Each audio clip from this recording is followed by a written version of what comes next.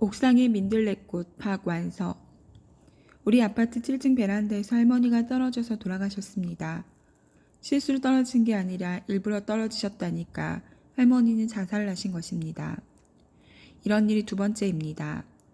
그것을 제일 먼저 발견한 할머니의 며느리가 놀라서 악을 쓰는 소리를 듣고 아파트에 산 사람들이 모두 베란다로 뛰어갔습니다. 나도 뛰어나갔습니다. 다만 엄마가 뒤에서 내 눈을 가렸기 때문에 7층에서 떨어진 할머니가 어떻게 망그러졌는지는 보지는 못하였습니다. 오, 끔찍한 일이다. 딴 어른들도 끔찍한 일이야. 오, 끔찍한 일이야 하면서 아이들의 눈을 가려서 얼른 안으로 데리고 들어갔습니다. 우리 궁전 아파트는 살기가 편하고 시설이 고급이고 환경이 아름답기로 이름이 난 아파트입니다. 우리나라에서 나는 물건은 물론 외국에서 들어온 물건까지 없는 거 없이 갖추어 놓은 슈퍼마켓도 있고 어린이를 위한 널찍한 놀이터도 있고 아름다운 공원도 있고 노인들을 위한 정자도 있고 사람의 힘으로 만든 푸른 연못도 있었습니다. 누가 너 어디 사냐 하고 물을 때 궁전 아파트에 산다고 하면 물은 사람의 얼굴에 단박 부끄러워하는 빛이 역력해집니다. 그리고 한숨을 쉬며 말합니다. 참 좋겠다. 우린 언제 그런 데 살아보누. 그러니까 궁전 아파트에 살지 않는 사람들은 궁전 아파트에 사는 사람이 행복하다는 걸 아무도 의심하지 않나 봅니다. 그렇게 믿고 있는 사람들을 실망시키지 않기 위해서도 궁전 아파트에 사는 사람들은 모두 행복할 수밖에 없습니다. 그런데 이게 웬일입니까? 벌써 두 번째나 살기가 싫어서 스스로 목숨을 끊었습니다. 얼마나 사는 게 행복하지 않으면 스스로 목숨을 끊고 싶어지나. 궁전 아파트 사람들은 상상도 할 수 없습니다. 궁전 아파트 사람이 알 수 있는 건 앞으로 이런 일이 다시는 일어나서 안 된다는 겁니다. 이런 일이 자꾸 일어나 소문이 퍼져 보십시오. 사람들은 궁전 아파트 사람들의 행복이 가짜일 거라고 의심할지도 모릅니다. 그렇게 되면 큰일 납니다. 그런 생각만으로도 궁전 아파트 사람들은 단박 불행해지고 맙니다. 궁전 아파트 사람들이 여태껏 행복했던 것은 다른 사람들이 그렇게 알아줬기 때문입니다. 그것은 마치 엄마의 보석 반지가 엄마를 행복하게 하는 게 보석이 아름다워서가 아니라 보석이 진짜라는 보석 장수의 보증 때문인 것과 같은 이치입니다. 여태껏 굳게 묻고 있던 행복이 흔들리자 궁전 아파트 사람들은 그 불안을 견디다 못해 한자리에 모여 의논을 하기로 했습니다. 모이는 장소는 70평짜리를 2개 터서 쓰는 사장님 댁으로 정했습니다. 나는 엄마의 치마골에 바싹 달라붙었습니다. 나는 막내입니다. 그래서 엄마는 나를 마냥 어린애인 줄 압니다. 댁의 어리광은 오냐오냐 하고 잘 들어줍니다. 넓은 사장님 댁은 벌써 사람들로 꽉 차 있었습니다. 반상의 날보다 더 많은 사람들이 모여들었습니다. 반상의 날은 더러 아이들도 섞여 있었는데 오늘은 한 명도 아이들은 안 보입니다. 어른들만 모여 있으니까 회의 분위기가 한층 엄숙해지는 것 같았습니다. 엄마도 그제야 내가 따라간 게 창피한지 눈짓을 하며 나를 등 뒤로 숨기려 들었습니다. 그러나 나는 엄마 등 뒤에 숨을 수 있는 만큼 작은 아이가 아닙니다. 나는 나타나 있고 싶고 참견하고도 싶었습니다. 딴 일이라면 모를까 이번 일은 내가 꼭 참견을 해야 할 것 같았습니다. 왜냐하면 나는 그 할머니가 왜 살고 싶지 않은지를 알고 있기 때문입니다. 생전에 그 할머니와 사귄 적도 본 적도 없었지만 그것만은 자신 있게 알고 있었습니다. 또 이렇게 여러 귀분들 한자리에 모여서 영광입니다. 오늘은 저희 집에 모인 만큼 제가 임시회장이 돼서 이 회의를 진행하겠습니다. 아참, 회장이 있으려면 회 이름도 있어야 되겠군요. 명함에 박히려면 무슨 회라고 해야지. 그냥 회장이라고 할 수 없지 않습니까? 안 그렇습니까, 여러분? 옳습니다. 여러 사람들이 다 찬성을 했습니다. 서로 돕기회가 어떻겠습니까? 어떤 젊은 아저씨가 말했습니다. 안 됩니다. 그건 서로 돕다니요. 우리가 뭐가 부족해서 서로 돕습니까? 이웃 돕기는 가난하고 불쌍한 사람들끼리 하는 것입니다. 옳소. 여러 사람들이 찬성했기 때문에 서로 돕기에는 부결이 됐습니다. 그렇지만 우리가 여기 이렇게 모인 건 서로 돕기 위해서가 아닙니까? 서로 돕기를 주장한 아저씨가 외롭게 대들었습니다. 아닙니다. 이번 사고를 수습할 대책을 마련하라고 모인 겁니다. 됐습니다. 바로 그겁니다. 수습 대책 협의회가 좋겠군요. 궁전 아파트 사고 수습대책 협의회 적당히 어렵고 적당히 길고 그걸로 정할까요? 사장님, 아니 회장님, 그럼 그 명의를 명함으로 박으실 건가요? 그러면요, 썩 마음에 드는 명칭입니다. 안 그렇습니까? 안 그렇습니다. 그거 마치 우리 궁전 아파트가 사고만 나는 아파트란 인상을 퍼뜨리는 것과 같습니다. 아파트 값이 뚝 떨어질지도 모릅니다. 아파트 값이 떨어질지도 모른다는 소리에 일제히 와글와글 들고 일어나 그 이름도 부결이 됐습니다. 여러분, 지금 급한 건 회의 이름 짓기가 아닙니다. 어떻게 하면 그런 사고가 다시는 안 일어나게 하나 하는 것입니다. 이번이 벌써 두 번째입니다. 이 소문이 퍼져보십시오. 제일 먼저 영향을 받는 건 우리 아파트 값일 겁니다. 아마 한 번만 더 사고가 나면 우리 아파트 값은 당장 똥값이 될걸요. 회 이름을 서로 돕기회로 하자 하던 아저씨가 이렇게 말하자 장내는 조용해지고 사람들의 얼굴은 사색이 되었습니다. 여러분, 우리 아파트 값을 똥값을 만들지 않기 위해서 머리를 짭시다. 좋은 의견 있으신 분은 기탄 없이 말씀해 주십시오. 젊은 사람, 그것은 회장의 권한입니다. 좋은 의견 있으신 분 기탄 없이 말씀해 주십시오. 회장이 젊은 아저씨로부터 말끝을 빼앗았습니다. 저요. 나는 학교에서 선생님에게 시켜달라고 조를 때처럼 손을 먼저 들면서 벌떡 일어서려고 하는데 엄마한테서 세차게 붙잡혔습니다. 아니, 여기가 어딘 줄 알고 내가 나서려고 해. 창피해. 엄마의 얼굴이 홍당무가 된 겁니다. 여기가 어디라고 아이를 끌고 다녀 찌찌 사람들의 수군대는 소리도 들립니다. 엄마는 얼굴이 더 빨개지면서 어쩔 줄 모릅니다. 제가 한마디 하겠습니다. 뚱뚱한 아줌마가 몸을 일으키는데 하도 오래 걸리니까 뒤에 앉은 사람이 영치게 하고 큰 소리로 외치며 엉덩이를 들어줍니다. 모인 사람들이 처음으로 웃음을 터뜨렸습니다. 여러분, 이건 웃을 일이 아닙니다. 뚱뚱한 아줌마가 엄숙한 소리로 말을 합니다. 나도 조금 전까지만 해도 지금처럼 심각하지 않았습니다. 우리 집엔 노인네가 안 계시니까요.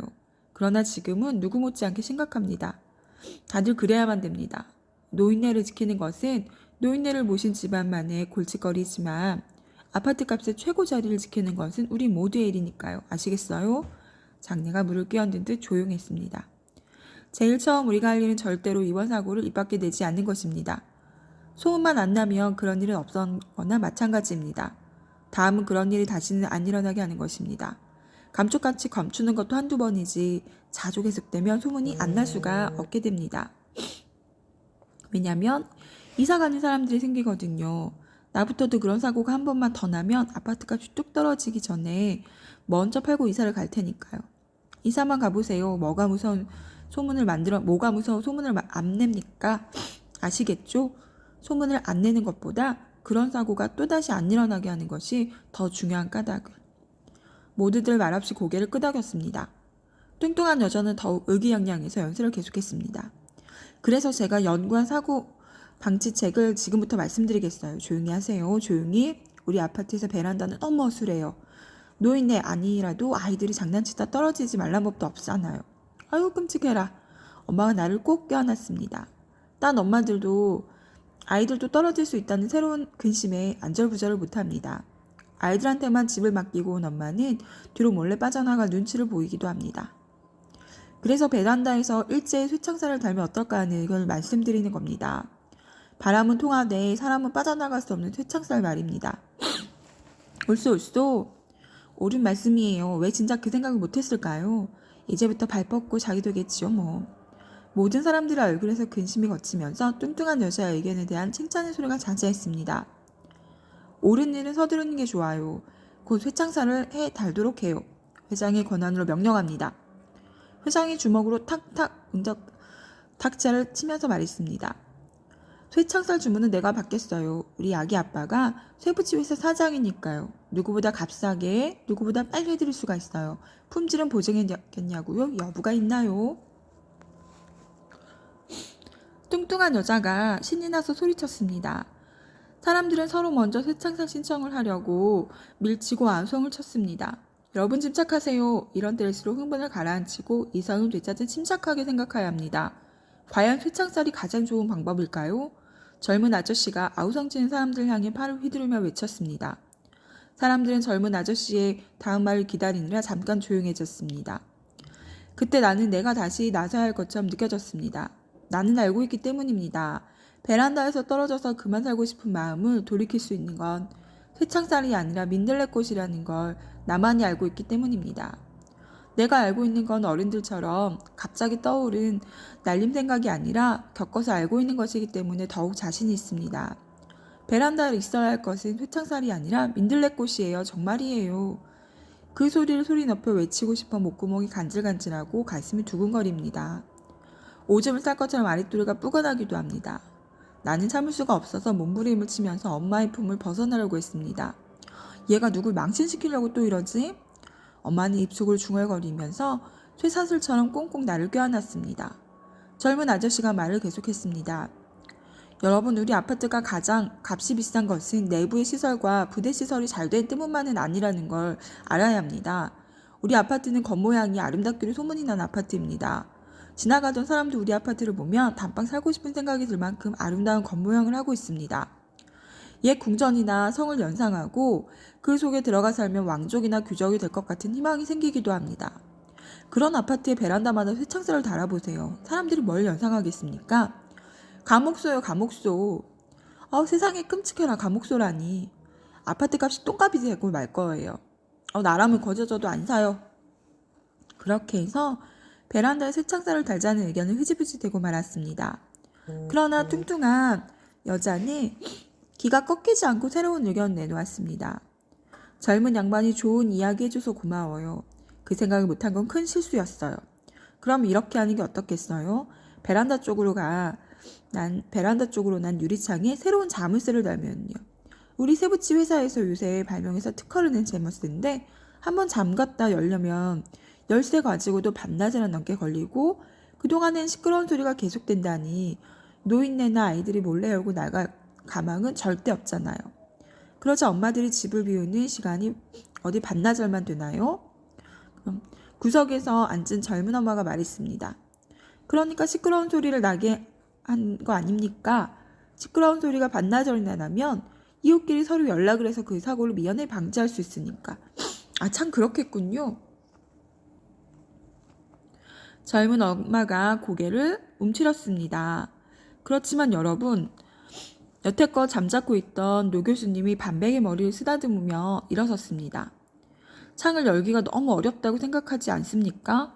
우리 궁전 아파트의 특징은 여름엔 문을 꼭꼭 닫고 살다가 겨울엔 활짝 열어놓고 사는 건데 겨울이 텅이 닫혀 있어 보십시오. 사람들이 뭐라고 생각하겠습니까? 이건 우리 아파트의 품위에 관계되는 중대한 문제입니다. 물론 아파트 값과도 상관이 있는 문제입니다만 교수님이 품위 있게 슬쩍 말끝을 흐렸습니다. 그러나 아파트 값을 들먹이는 걸로 노 교수님의 말씀은 단박 사람들의 마음을 사로잡았습니다. 뚱뚱한 여자는 두 가지 세부치를 다 팔아먹을 수 없게 되자 풀이주가 제자리에 앉아버렸습니다. 노 교수님이 천천히 입을 열었습니다. 사람들의 눈길이 노 교수의 우물거리는 입가로 모였습니다. 제 생각으로는 할머니가 두 분씩이나 왜 갑자기 살고 싶어지지 않았나 그걸 먼저 우리는 알아야 된다고 생각합니다. 중요한 건 그분들이 목숨을 끊었는지 베란다가 있기 때문에 끊는 것은 아니라는 것입니다. 목숨을 꼭 끊고 싶으면 베란다 아니라 또 끊을 데가 얼마든지 있습니다. 옳소. 젊은 아저씨가 눈을 빛내면서 큰 소리로 동의했습니다. 그분이 왜 목숨을 끊고 싶었을까 아는 대로 대답해 주십시오. 먼저 돌아간 할머니의 따님과 며느님. 교수님은 교수님답게 대답을 기다리지 않고 지적을 합니다. 저번에 돌아간 할머니는 따님과 같이 사셨고 이번에 돌아간 할머니는 아드님과 같이 사셨답니다. 할머니의 따님과 며느리는 고개를 숙이고 눈물을 닦을 뿐 대답을 못합니다. 무엇을 부족하게 해드리지 않았습니까? 교수님은 울고 있는 아주머니들을 똑바로 바라보면서 따지듯이 말했습니다. 아니요, 그런 일이 없습니다. 저희 어머니의 방 냉장고는 늘 그분이 즐겨 하시는 음식으로 가득 채워 있었고 옷장엔 사시사철 충분히 갈아입을 수 있는 비단 옷으로 가득 차 있었습니다. 그분이 돌아가신 후 그걸 다 양로원에 기부했는데 10사람의 노인네가 돌아갈 때까지 입을 수 있을 거라고 했습니다. 필요하시다면 그분들을 증인으로 부를 수도 있습니다. 알겠습니다. 이번에 며느님에게 변명할 기회를 드리겠습니다. 저도 마찬가지입니다. 지금도 그분의 방이 그대로 증거로 보존되어 있습니다만 부족한 건 아무것도 없습니다. 제 방과 똑같은 크기의 방에 있는 건 그분의 방에도 다 있습니다. 그분이 한 번도 듣지 않은 전축이나 녹음기도 제 방에 있는 거기 때문에 그분 방에도 들여놓았습니다. 그랬건만 그분은 늘 불만이셨습니다. 바로 그겁니다. 그걸 말씀해 주셔야 합니다. 교수님이 마침내 유도신문에 성공한 형사처럼 좋아하며 그 아주머니 앞으로 한 발 다가갔습니다. 그분은 손자를 업어서 기르고 싶어 하셨습니다. 그거는 안 되는 일이죠. 안장다리가 되니까. 그분은 바느질을 좋아해서 뭐든지 깊고 싶어 하셨습니다. 특히 버선을 깊고 싶어 하셨죠. 점점 더 어려워지는군요. 요새 버선이라니 더군다나 기워서 신는 버선을 어디 가서 구하겠소? 그분은 또 흙에다 뭘 심고 기름을 주고 김을 메고 싶어 하셨습니다. 그분은 시골에서 자란 분이셨거든요. 참으로 어려운 분이셨군요. 교수님이 낙담을 합니다. 이때 젊은 아저씨가 또 나섭니다. 이제 알겠습니다. 그분은 고향이 돌아와서 돌아가신 거군요. 저희 어머니는 이 도시가 고향인데도 어느 날 베란다에서 떨어지셨어요. 먼저 돌아가신 할머니의 딸이 젊은 아저씨에게 대들었습니다. 고향이 시골이 아니어도 마찬가지일 겁니다. 도시에서도 사람 사는 모습이 그리워서 더 이상 살고 싶지가 않았을 겁니다. 그렇지만 제 아무리 효자라도 세월을 거꾸로 흐르게 할 수는 없습니다. 그렇게 문명된 세상에서 돈 가지고 안 된 일이 아직도 남아있는 건 참으로 안타까운 일입니다. 젊은 아저씨가 그렇게 결론을 내자 장내가 숙연해졌습니다. 나는 이번에야말로 내가 나설 차례라고 생각했습니다. 다시 목구멍이 간질간질하고 가슴이 울렁거리고 오줌이 마려웠습니다. 나는 베란다에서 떨어져 목숨을 끊고 싶은 생각을 맨 마지막으로 막아줄 수 있는 게 쇠창살이 아니라 민들레꽃이라는 걸 알고 있는 것과 마찬가지로 할머니가 살고 싶지 않은 게 세월을 거꾸로 흐르게 할 수 없기 때문이 아니란 걸 알고 있습니다. 둘 다 상상이나 남에게 들어서 알고 있는 게 아니라 스스로 겪어서 알고 있는 것 때문에 확신합니다. 나는 어른이 되려면 아직 먼 어린 사람인데도 살고 싶지 않았던 적이 있습니다. 정말입니다. 나는 그것을 말하고 싶은 걸 참을 수가 없어서 쇠사슬처럼 단단하게 나를 껴안은 엄마의 팔에서 드디어 벗어났습니다. 그리고 회장석이 있는 앞으로 나가려고 했습니다. 꼭꼭 끼어 낮은 어른들을 해치려니 어떤 아저씨가 어깨를 집었다고 눈을 부라리고 어떤 아줌마는 발가락을 밟았다고 비명을 지릅니다. 그러거나 말거나 나는 반장도 모르는 어려운 문제의 답을 나만이 알고 있을 때처럼 의기양양 신이 나서 사람들을 마구 밀치고 드디어 앞으로 나섰습니다. 그러나 내가 미처 입을 열기도 전에 회장이 탁 치며 후령을 했습니다. 누굽니까? 도대체 누굽니까? 이러한 중대 모임에 어린이를 데리고 나온 분이 도대체 누굽니까? 죄송합니다. 미안합니다. 얘가 막내라서 버릇이 없어서 어느 틈에 엄마가 따라와서 나를 치마폭에 쌓아놓으며 어쩔 줄을 몰랍니다. 그 아이를 데리고 먼저 퇴장할 것을 회장의 권한으로 허락합니다. 여러분 이의가 없으시겠죠? 회장님이 말했습니다. 모두 이의가 없다고 엄마와 나의 퇴장을 찬성했습니다. 이 회의에서 앞으로 결정된 일은 서면으로 통지될 테니 빨리 그 애를 데리고 돌아가시오. 저도요. 딴 엄마들도 퇴장할 것을 회장한테 허락받고자 손을 들었습니다. 이유는 집에 놓고 온 아이가 베란다에서 떨어질까봐 불안해서 더 이상 회의를 지켜볼 수 없다는 거였습니다. 회장은 그런 엄마에게도 퇴장을 허락했습니다. 엄마와 나를 선두로 여러 엄마들이 회의장을 물러섰습니다. 집에 돌아온 나는 엄마에게 호된 꾸지람을 들었습니다. 나는 꾸지람을 들은 것보다 내가 알고 있는 걸 발표하지 못한 것이 억울하고 슬펐습니다. 내가 알고 있는 걸 어른들이 귀담아 들어만 주어도 베란다에서 사람이 떨어져 죽을 일은 미리 막는데 적지 않은 도움이 되었을 것입니다. 내가 지금보다 더 어렸을 적입니다. 학교에도 가기 전이었으니까요. 어느 날 누나와 형이 학교에서 맞는 꽃을 한 송이 들고 왔습니다. 내일이 어버이날이라나요? 누나와 형은 또 조그만 선물꾸러미도 마련해 놓고 있었습니다. 내일 아침 꽃과 함께 엄마 아빠에게 드릴 거라고 했습니다. 그날 밤 나도 꽃을 만들었습니다. 누나가 쓰던 색종이를 우려서 만든 꽃은 보기에도 누나나 형 것만 훨씬 못해 보였습니다만 힘들이고 정성 들여 만든 것이기 때문에 엄마 아빠가 신통해 하실 것을 믿고 가슴이 잔뜩 부풀어 있었습니다. 선물은 장만하지 않았습니다만 나는 학교를 들어가기 전이라 용돈이 없었으니까 그걸로 엄마 아빠가 섭섭해할 리는 없었습니다. 어버이날 아침이 됐습니다. 아침상에서 누나가 먼저 선물과 꽃을 아빠 앞에 내놓았습니다. 아빠는 누나에게 뽀뽀하고 선물을 끌었습니다. 넥타이 핀이 나왔습니다. 아빠는 입이 귀에까지 닿게 웃으시면서 그 자리에서 넥타이의 핀을 넥타이에 꽂고 양복깃에 달았습니다. 아빠의 얼굴이 예식장의 새신랑처럼 행복하고 젊어 보였습니다. 다음엔 형이 꽃과 선물을 엄마한테 드렸습니다. 엄마가 형한테 뽀뽀하고 선물을 끌었습니다. 오색 찬란한 브로치가 나왔습니다. 엄마는 깨악 소리를 내면서 좋아하시더니 브로치를 당장 블라우스에 달고 꽂은 단추구멍에 끼웠습니다. 다음은 내 꽃을 드릴 차례입니다. 그러나 형과 누나는 내 차례는 기다려주지도 않고 어버이날 노래를 부르기 시작했습니다. 나는 그 노래를 모르기 때문에 따라하지 못했습니다. 형과 누나의 노래를 들으며 부끄러워하고 좋아하시는 엄마 아빠가 아무쪼록 오래오래 아름답고 젊기를 마음속으로부터 바랐습니다. 그런 마음속의 바람을 전하는 마음으로 점잖고 조용히 내 꽃을 엄마 아빠 상에 놓았습니다. 꽃을 2송이 준비할 거라고 후회도 했습니다만 어느 분이 가져도 상관이 없다고 생각했습니다. 2분이 함께 쓰는 물건이 한두 가지가 아니기 때문입니다.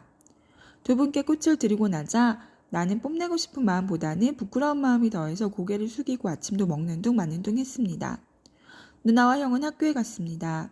아빠는 꽃을 단 채 출근했습니다. 엄마도 꽃을 단 채 노래를 부르면서 집안일을 했습니다. 나는 놀이터에 나가 놀았습니다.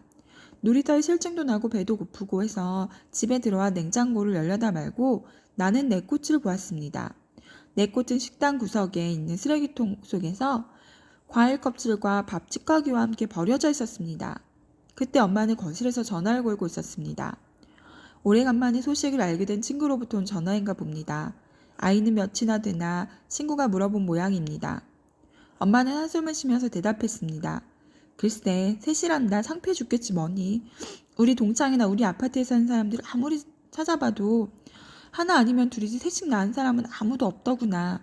창피해 고개를 들고 다닐 수가 없단다. 어쩌다 군더더기로 막내를 하나 더 낳아가지고 이 고생인지 막내만 아니면 내가 지금 얼마나 홀가분하겠니? 막내만 아니면 내가 부러울 게 뭐가 있어. 그때 나는 처음으로 엄마에게 내가 필요하지 않다는 걸 알았습니다. 나에겐 내 가족이 필요한데 내 가족은 나를 필요로 하지 않는다는 건 나에게 견디기 어려운 슬픔이었습니다. 엄마는 늘 나를 우리 귀여운 막내 하면서 키고들 하기 때문에 나는 한 번도 엄마가 나를 사랑한다는 걸 의심해 본 적이 없었습니다. 그러나 엄마의 사랑은 거짓이었습니다. 나는 엄마를 진짜로 사랑했는데 엄마는 나를 거짓으로 사랑했던 것입니다. 나는 말없이 집을 나왔습니다. 계단을 오르고 또 올랐습니다. 마침내 옥상까지 올랐습니다. 옥상에서 내려다 보니까 사람들이 개미처럼 작게 보였습니다. 나는 살고 싶지 않다고 생각했습니다. 확실히 그렇게 생각했습니다. 나는 사랑하는 사람들이 나를 없어져 줬으면 하고 바라는데 무슨 재미로 살아가겠습니까? 나는 옥상에서 떨어지기 위해 밤이 되길 기다렸습니다. 낮에 떨어지면 사람들이 금세 보고 병원에 데리고 가서 살려놓을지도 모르기 때문입니다. 나는 정말로 살고 싶지 않기 때문에 밤까지 기다려야 했습니다. 밤을 기다리는 동안 춥지도 않았고 배고프지도 않았습니다. 아파트 광장에 차와 사람들의 움직임이 멎자 둥근 달이 하늘 가운데에서 나와 옥상을 대낮같이 비춰주었습니다. 마치 세상에 달하고 나아가고 있는 것 같은 기분이었습니다. 그때 나는 민들레꽃을 보았습니다. 옥상은 시멘트로 빤빤하게 발라놓아 흙이라고는 없었습니다. 그런데도 한 송이의 민들레꽃이 노랗게 피어 있었습니다. 봄에 엄마 아빠와 함께 야외로 소풍 가서 본 민들레꽃보다 훨씬 작아 꼭 내 양복에 단추만 했습니다. 그것은 틀림없는 민들레꽃이었습니다. 나는 하도 이상해서 톱니 같은 이파리를 들고 밑통을 살펴보았습니다. 옥상의 시멘트 바닥이 조금 패인 곳에 한 숟갈도 안 되게 흙이 조금 모여 있었습니다. 그건 어쩌면 흙이 아니라 먼지일지도 모릅니다. 하늘을 날던 먼지가 축축한 날 몸이 무거워서 옥상에 내려앉다가 비를 맞고 떨어져 내려가면서 움푹한 그곳에 모이게 된 것입니다. 그 먼지 중에 민들레 씨앗이 있었나 봅니다. 싹이 나고 잎이 돋고 꽃이 피게 하기에는 너무 작은 흙이어서 잎은 시들시들하고 꽃은 단추만큼 작았습니다. 그러나 흙을 찾아 공중을 날던 수많은 씨앗 중에서 그래도 뿌리를 내릴 수 있는 한 줌의 흙을 만난 게 고맙다는 듯이 꽃은 샛노랗게 피어서 달빛 속에서 곱게 웃고 있었습니다. 도시로 부는 바람을 탄 민들레 씨앗은 모두 시멘트로 포장한 딱딱한 땅을 만나서 싹트지 못하고 죽어버렸습니다만 단 하나의 민들레 씨앗은 옹색하나마 흙을 만난 것입니다. 흙이랄 것도 없는 한 줌의 먼지 허겁지겁 뿌리 내리고 눈물겹도록 노랗게 핀 민들레꽃을 보자 나는 갑자기 부끄러운 생각이 들었습니다. 살고 싶지 않아 하던 게 큰 잘못같이 생각되었습니다. 나는 집으로 돌아왔습니다. 온 가족이 나를 찾아 헤매다 돌아와서 슬피 울고 있었습니다. 엄마는 나를 껴안고 엉엉 울면서 말했습니다. 아무 일도 없었구나 막내야. 만일 너에게 무슨 일 있으면 나도 살지 않으려고 했단다. 엄마는 내가 무사히 들어온 것만 반가워서 말없이 집을 나간 잘못에 대해서 나무라지도 않았습니다. 나 역시 엄마의 잘못에 대해서 말하지 않았습니다. 엄마가 나를 사랑하고 나를 필요로 한다는 것을 안 것만으로도 충분했습니다. 그 일도 그렇게 끝났습니다. 그러나 그 일을 통해 사람은 언제 살고 싶지 않아지나를 알게 된 것입니다. 사람은 사랑하는 사람이 자기를 없어져 줬으면 할 때 살고 싶지가 않아집니다. 돌아가신 할머니의 가족들도 말이나 눈치로 할머니가 안 계셨으면 하고 바랬을 것이 틀림없습니다. 그리고 살고 싶지 않아 베란다나 옥상에서 떨어지려고 할 때 막아주는 게 최상살이 아니라 민들레꽃이라는 것도 틀림없습니다. 그것도 내가 겪어서 이미 잘 알고 있는 일이니까요. 그러나 어른들은 끝내 나에게 그 말을 할 기회를 안 주었습니다.